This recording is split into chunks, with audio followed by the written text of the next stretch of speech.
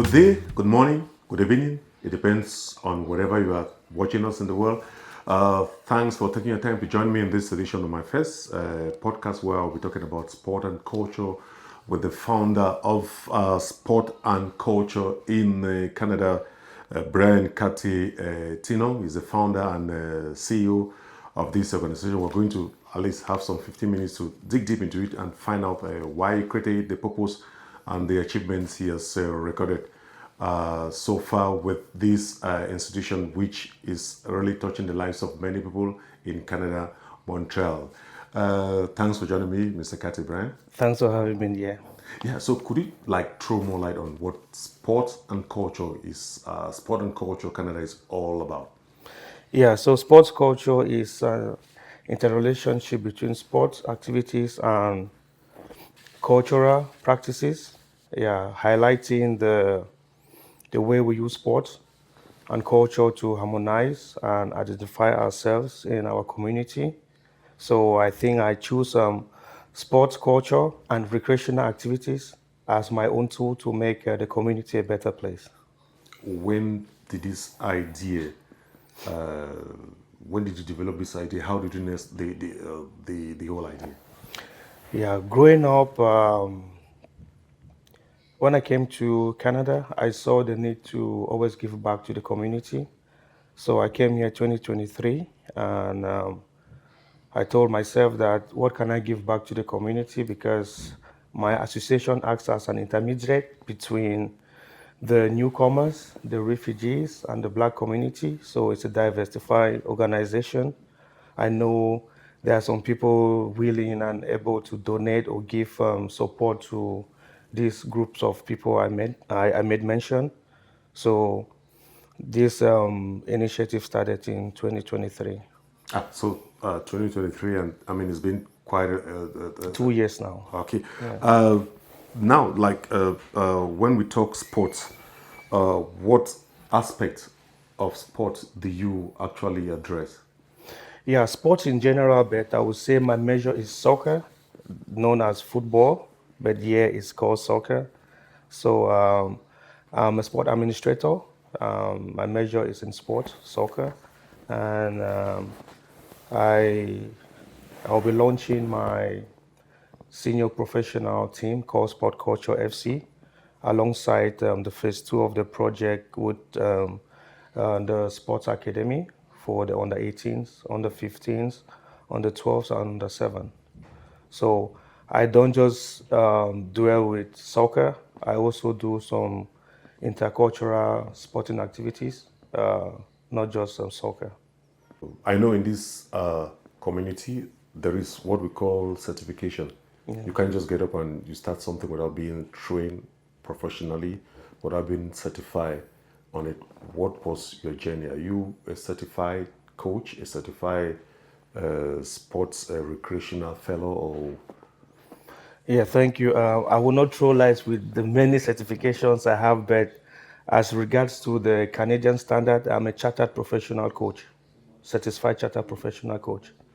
so? What do you mean by certified? How long do you become? How long does it take for you to become a certified standard coach? Yeah, with my credentials, because I have certificates from the US Coaching Association, from FIFA Integrity, from the UEFA. So with all these put together, I have to show forth my credentials to the Coaching Association of Canada, so that I can be eligible to get this charter professional coaching. It's actually I have 10 years working experience as a soccer coach and sport administrator. So all this with my experience makes the Coaching Association of Canada to recognize me as a chartered professional coach. Uh, the mission of sport and culture is to promote the values of respect, fair play, friendship, and unity through the beautiful game of soccer. Why this mission in our community in Canada?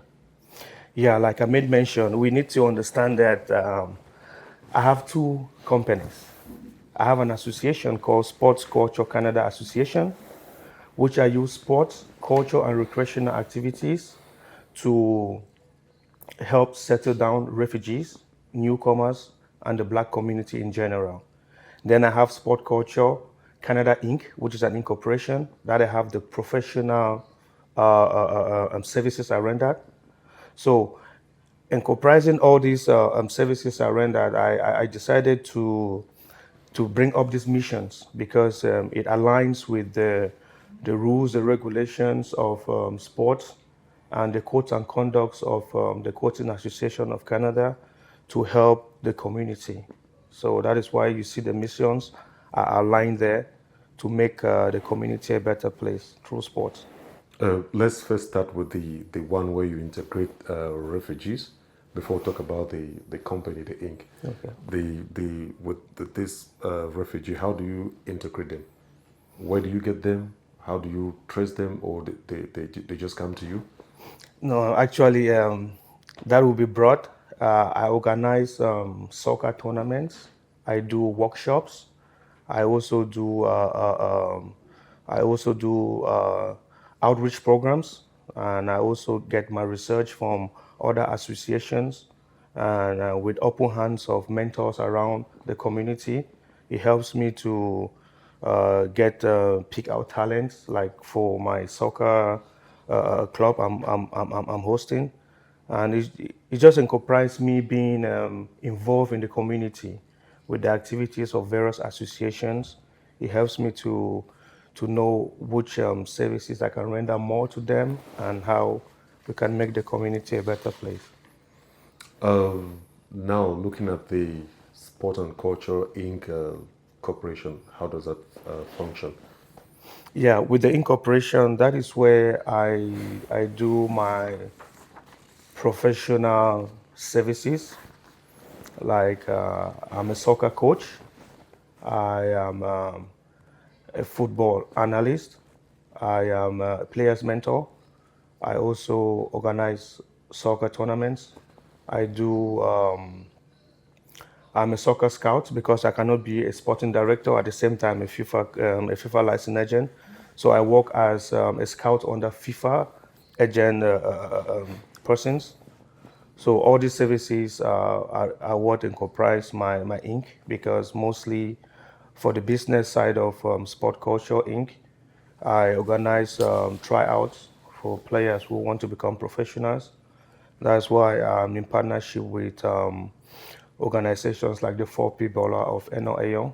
Yeah, we help to give the pathway for young ones who want to become professionals through the Inc. Yeah, you just mentioned Eno Young, who was a national team player for Cameroon and assistant captain. He played with Samuel Etofitan. Last year, he was in Canada. Were you the one who brought him for the activities you carried out? Yeah, actually, I would say 70% because he also had what he came here to do. But since he's a spotlighted person and a mentor, so we had to do a soccer clinic for him to showcase his 4P Baller project, which I think is that is what boosted me up to really approach my academic structure, which you see I have a very good fine phase of it. The first phase is to open the semi-professional club, which I'll be launching soon. Afterwards, I'll go with the academies that I gave you the various categories, and then from there we have a lot more to talk about. Yeah, I was going through your brochure. I saw something like the academic programs. You mentioned something like soccer dome rental, soccer tournament, player management services, soccer tryouts, and recruitment with the last being soccer clinics and workshop. When are you launching that for this year? We're already getting near to summer, where many outdoor activities will take place. Are you going to launch? Are we going to see some of those activities? Yeah, I would just say come Sunday, the 6th, I will be having my first tryout to give room to other players that I didn't scout last year to join Sport Culture FC because the concept is for the community. So we are doing something that has never been done in Canada, thereby because we see the need to help this group of people I talk about, and we decided to invest into them by giving everything for them almost free. And so for the first phase of the project is about launching the senior team, which will be starting soon. The league will be starting on May 19th. After which the second phase is to open the academy for the summer period, and it will be most likely for the community, the various groups that we work with. And talking about the sport dome, this is a concept that I brought that came to my mind last year when one of the sport domes here in LaSalle had a problem.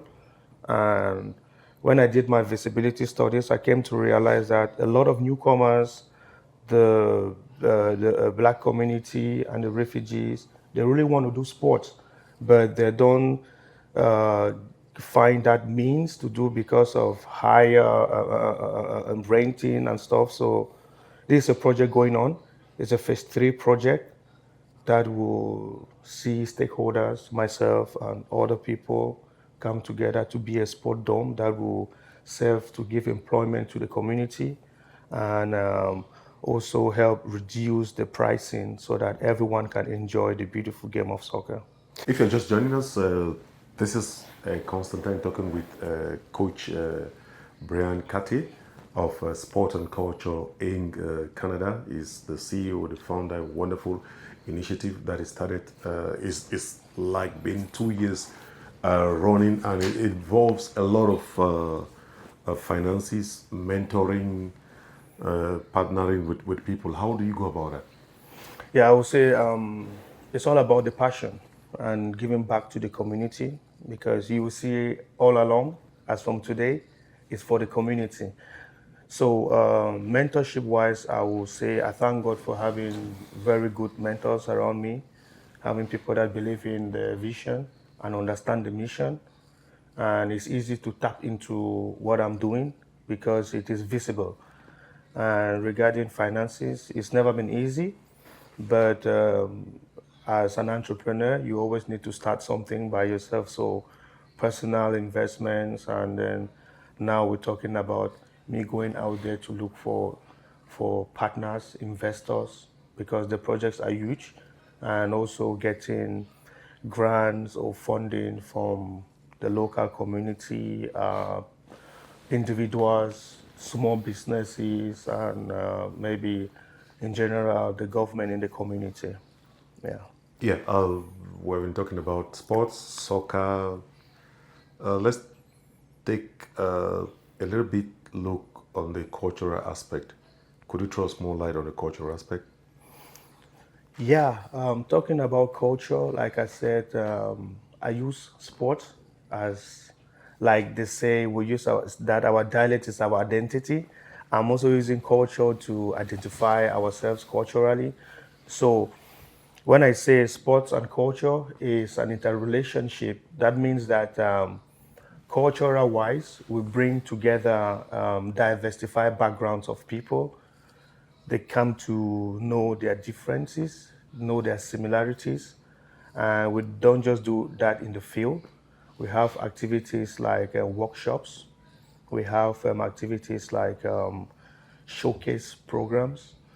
I'm trying to bring out more activities in the community as times go by, probably getting traditional groups to come together, maybe having traditional tournaments for cuisines and traditional dances, a lot of things about culture that most of our kids here don't know because as we are getting older, the youth don't have to forget about the roots. So we're trying to bring them in an inclusive environment that will help them to grow up with the notion of the African or wherever background they are from, they should get the culture, but through sport for me. Yeah, getting the culture through sports from sport and culture. Let's take a short break. We'll come back in a few seconds. Thank you. In the heart of the game, where dreams collide, nations unite with passion inside. From the streets to the stadiums, we come alive. For the beautiful game we strive. Welcome back. Thanks for joining us. We're talking sport and culture with Coach Brain Katte. Yeah, Coach, what has been the general appraisal from your community? How are they receiving this concept? Are parents sending their children? Are the refugees themselves coming? Are you having feedback from government officials as well? People of your community? Yeah, I would say if it wasn't for the good feedback, I wouldn't be here in your first podcast, by the way. So thank you. That shows that I'm doing something good.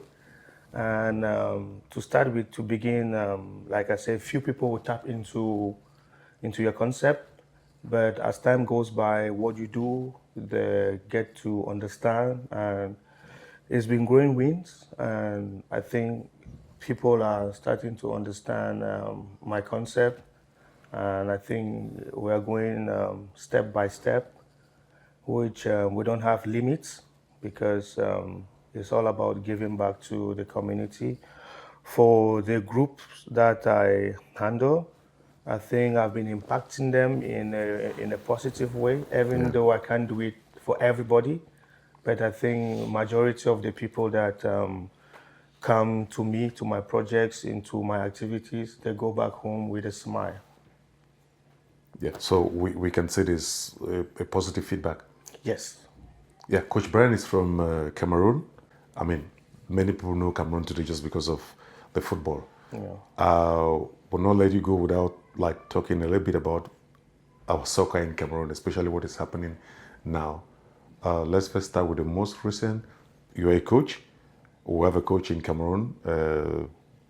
What's his name again? Just Mark Brace. Yes, Mark Brice, and his assistant, his own assistant, approved by the ministry, and Fakerfoot, they have their own assistant coaches appointed. What is like really happening? What is your take on that?